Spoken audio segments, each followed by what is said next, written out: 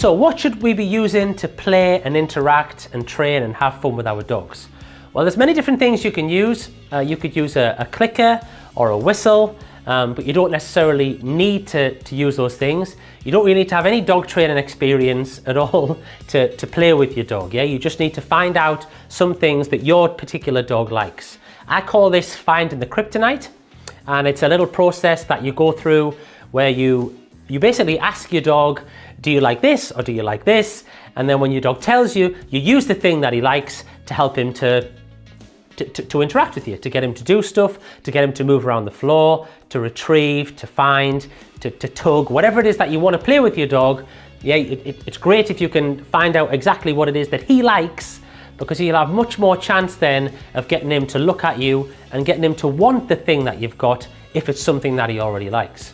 So sometimes this means that you might have to think outside the box a little bit. When it comes to food, don't necessarily use your dog's everyday kibble or stuffy dry dog treats from the store. You might be better off using some stuff that smells nice and interesting to the dog.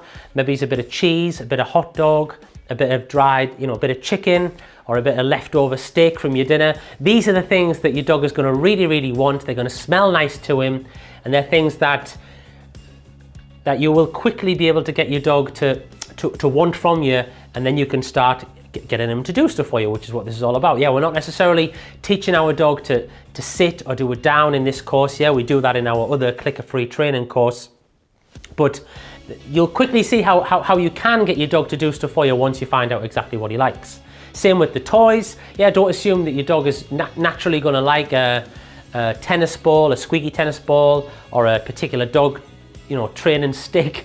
If your dog already likes picking up socks, picking up slippers, picking up tea towels, or whatever it is that your dog likes picking up around the house, you could use that, and you should use that to play and interact with him. Yeah, because it's something that your dog already likes. Yeah, you're not forcing your dog or making it difficult for your dog and saying to him, look, I'll make this thing interesting. You can take something that he already likes, like a tea towel. You could cut it up into strips even and tie knots in it to make it even more interesting for him. And then because he likes that thing already, it's going to be much easier for you to make that toy more interesting using the methods that I'm going to show you in the next module. So with all that out of the way, now we're going to bring some dogs out, and I'm going to show you exactly how you can use food and toys and affection and praise to help you to interact and play with your dog. We're going to start with food, and we're going to start with food using Charlie, who is a giant schnauzer. So we'll see you in the next module.